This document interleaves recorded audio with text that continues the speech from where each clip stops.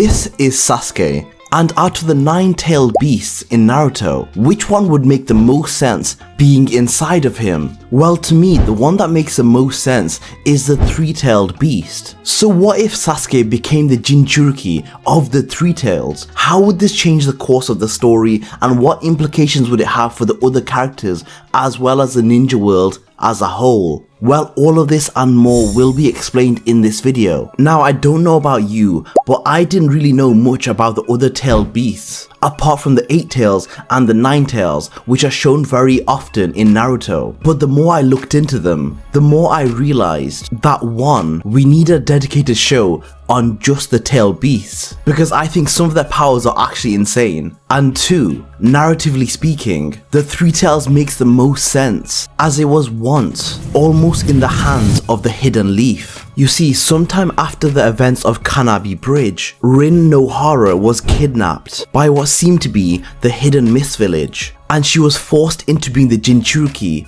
of Isobu, the 3-tailed beast. The plan was that once Rin made it back to the Hidden Leaf Village, the tailed beast would be let loose and destroy everything. However, Rin knew this, and instead she chose to die by her own hands. Well, more accurately, at the hands of Kakashi. But what if Rin made it safely back to the Hidden Leaf Village and Isobu was let loose within Konoha? The people to act first would be the Hidden Leaf Village police, which happened to be the Uchiha clan, led by Fugaku Uchiha. Fugaku was a powerful ninja and had the nickname Wicked Eye Fugaku. He also contained the Mangekyo Sharingan. With his Mangekyo, Fugaku could control the 9 tails, so controlling the 3 tails was definitely something he was able to do. And did, saving the Hidden Leaf Village. Now that the Hidden Leaf Village had control of 2 tailed beasts, Fugaku demanded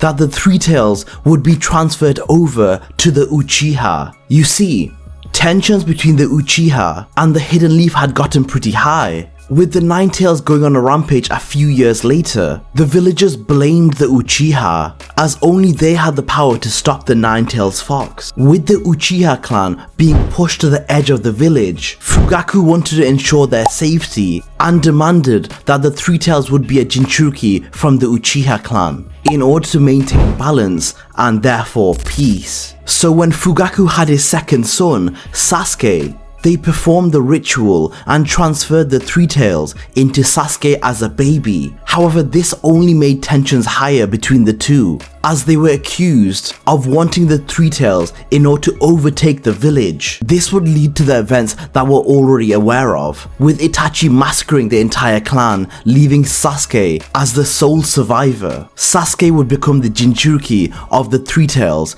and Naruto would become the Jinchūriki of the 9 tails. Now, this makes a lot of sense to me, since Naruto and Sasuke have always been yin and yang, and with Sasuke having a tailed beast of his own, it only furthers the connection between Naruto and Sasuke. Regardless of their differences, they've always had a connection where they both had no parents to raise them, and now they were both burdened with a monster inside of them. But in this storyline, Sasuke would have gone through it way worse than Naruto. You see, not only did Sasuke have his entire village killed by his own brother that he loved very much, but now he was also deemed a monster by the rest of the village. Sasuke was always well liked by the other kids as well as the villagers, as well as pitied for the events caused by Itachi. However, all of this would be thrown out of the window, as everyone would see Sasuke like they saw Naruto, a child with a monster inside of him, a ticking time bomb. This would have a monumental effect on Sasuke's mental state.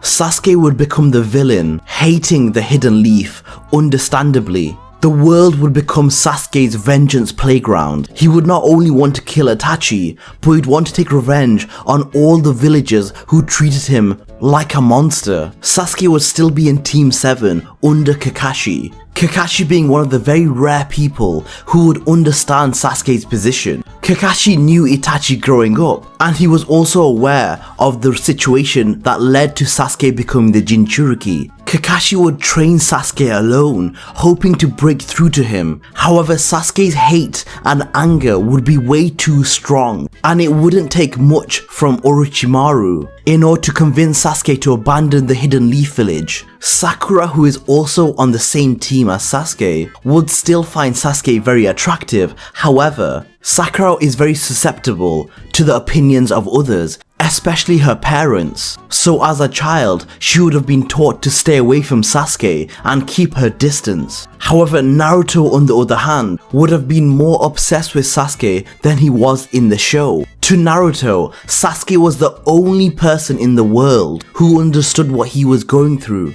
and he wanted Sasuke to be his friend, but Sasuke wasn't interested and saw Naruto as a nuisance. There would be one other person who would directly try to convince Sasuke to stay with the Hidden Leaf Village, and that would be Rin Nohara. You see, in this storyline she is still alive, and she would blame herself as she was the one that brought the Three Tails to the Hidden Leaf Village in the first place. In terms of power alone, Sasuke would now be unrivaled. The only reason Naruto ever stood up to Sasuke's Sharingan was due to the help of the Nine-Tailed Fox. However, this time around, Sasuke would also have a power boost from Isobu, meaning Sasuke would have a lot more chakra and a lot of new techniques. Now, unlike Naruto and Kurama, Sasuke and Isobu would never become friends. Sasuke would see the Three Tails as a tool, something he could use to attain even more power for his revenge. And in order to use that power, Sasuke would use his Sharingan in order to manipulate Isobu and use the Three Tails power for himself. You see, Isobu is primarily a water beast, which includes summoning and controlling large amounts of water, and in the world of Naruto, this pairs perfectly with Sasuke's lightning affinity, giving Sasuke another line of combination attacks. Isobu also has the ability to create portals, which is a form of space-time manipulation, similar to the power that Obito has with his Mangekyo Sharingan. Sasuke would be able to enter portals and stay in the portal world and reappear whenever he chose, making him absolutely lethal in combat. And obviously, similar to Naruto, Isobu would also offer Sasuke fast healing capabilities, able to mend injuries at lightning speed. Isobu has also been seen to create hallucinogenic mist in the anime. Now, in combination with Sasuke's Sharingan abilities and his Genjutsu, Sasuke would become formidable. With Sasuke's already well-developed fight IQ, plus the natural talents gifted to him by being an Uchiha, plus the powers of the Three Tails, there wouldn't be many opponents who would be able to face Sasuke and defeat him. Because don't forget, when Sasuke unlocks his Susanoo form, he would be able to literally create a tail beast bomb as part of his attacks. Now the question is, Sasuke on his journey to revenge would eventually lead him to the Hidden Leaf Village, but due to his childhood and how he was treated, Sasuke wouldn't even think twice. And if Naruto is no longer a match for Sasuke, would Sasuke be able to defeat the Hidden Leaf Village and become its Hokage by force? Because there isn't a single ninja apart from Naruto who would be able to compete with Sasuke's level of power. Let me know what you guys think in the comments down below. Until next time, guys.